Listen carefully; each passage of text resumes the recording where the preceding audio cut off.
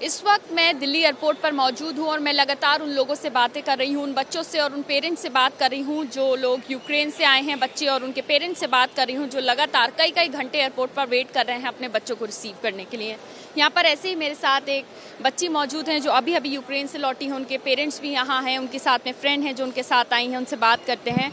Sir, सबसे पहले तो आप बताइए, बेटी घर वापस आई है, कैसा लग रहा है? बहुत बेहतर। मैं तो कह रहा हूँ अपने हिंदुस्तान की सारी बेटियाँ सारे बेटे सब वापस आ जाएं यूक्रेन से जितनी जल्दी हो सके। क्या नाम है आपका? उन्जिला। उन्जिला, मुझे ये बताइए आप किस जगह थी वहाँ पर और किस तरह की सिचुएशन थी कि जब डिसीजन लिया कि अब निकलना है यहाँ? मैं खारकीव में थी और वहाँ की सिचुएशन दिन ब दिन बेकार होती ही जा रही थी। लाइक बॉम्ब्स की आवाज़ आ रही थी और हम लोगों को बंकर्स में थे ऑलरेडी। तो बस फिर हम लोगों को स्ट्राइक हुआ कि हमें यहाँ से निकलना ही चाहिए, और फिर एडवाइजरी आई थी गवर्नमेंट की तरफ से कि जल्द से जल्द आप खारकीव से निकल जाएं। तो हम खुद से फिर वहाँ से निकल गए।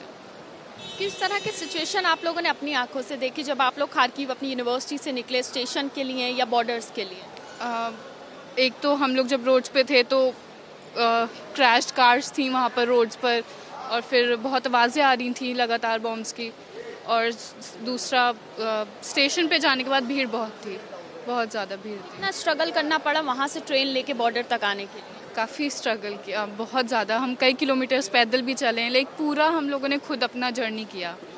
जी, मतलब खुद मोटिवेट करके यहाँ तक पहुँचे अपने आप? जी। मैम, क्या कहेंगे? बच्चे घर आ गए, उनकी फ्रेंड भी साथ में है, आप लोग रिसीव करने आए हैं, कैसा लग रहा है? बहुत, आप पास में देख के तो बहुत अच्छा लग रहा है। सब जितनी भी परेशानी इन लोगों ने उठाई, इनको देख के सब भूल गए हम लोग। यहाँ पर उनकी एक और फ्रेंड है, उनसे बात करते हैं। क्या नाम है आपका? शजा उस्मान। मुझे ये बताइए कि वहाँ पर किस तरह की सिचुएशन थी जो आप लोगों ने अपनी आंखों से देखी, और कितने और स्टूडेंट्स आपके साथ वहाँ पर थे? हमारे साथ करीब 150 लोग थे। जिस बेसमेंट में हम थे उसमें से करीब 60 लोग जो थे वो इंडियंस थे हमारे साथ। हम लोग करीब 6 दिन रहे हैं, जो हमने पूरे दिन उसमें बेसमेंट्स में ही गुजारे हैं। कहाँ, किस बेसमेंट में आप लोग थे? यूनिवर्सिटी हॉस्टल के बेसमेंट में या किसी और जगह? नहीं, हमने अपनी फ्रेंड के फ्लैट में उसके बेसमेंट में चले गए थे। जो हॉस्टल के बेसमेंट से वो फुल हो चुके थे। हम लोग अपने फ्लैट्स में रहते थे और जिस बिल्डिंग में हम रहते थे वहाँ कोई बेसमेंट नहीं था। तो 24 की सुबह जब पहली बॉम्बिंग हुई थी तभी हम लोग सुबह 4 बजे हुई है, हमने 5 बजे अपना एक बैग पैक करके हम अपनी फ्रेंड के फ्लैट पे चले गए थे और उसके बेसमेंट में ही हमने 6 दिन गुजारे हैं पूरे टाइम। किस तरह के डिफ़िकल्टीज़ वहाँ पर रहने में हुई? क्योंकि बहुत सारे स्टूडेंट्स बता रहे कि खाने पीने की बहुत प्रॉब्लम हुई, शॉर्टेज बहुत ज़्यादा हो गई थी चीज़ों की, तो ऐसी सिचुएशन रही क्या आप लोगों के साथ? जी, हम लोग असल में सिर्फ 24 को थोड़े टाइम के लिए हम लोग बाहर गए थे, तो हम लोग को वहीं स्टॉक करनी थी अपनी सप्लाईज, बट इतने लोग होने की वजह से सारी जो ग्रोसरी स्टोर्स थे वो खाली हो चुके थे। तो हम लोग के पास सिर्फ जो हमें मिला था, हमने कम से कम 5 दिन उस पर गुजारे हैं। फिर हम 28 को निकल पाए थे, बट जब हम निकले थे, हम लाइंस में लगे थे ग्रोसरी स्टोर्स की, तब भी इतनी ज़्यादा आवाज़ें हो रही थी शेलिंग्स की, बॉम्बिंग्स की, कि लोग लाइंस छोड़ के भाग रहे थे वापस बेसमेंट के लिए। ग्राउंड पे सिचुएशन बहुत ज़्यादा ख़राब?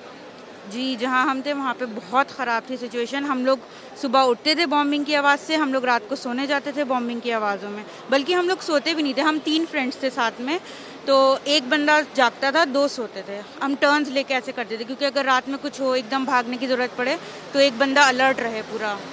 किस तरह की आपको हेल्प वहाँ पर मिली? एम्बेसी की तरफ से या और बाकी लोगों की तरफ से या यूनिवर्सिटी की तरफ से, क्या हेल्प मिली आप लोगों को वहाँ? एम्बेसी की तरफ से हमें हेल्प मिली बॉर्डर क्रॉस करने के बाद।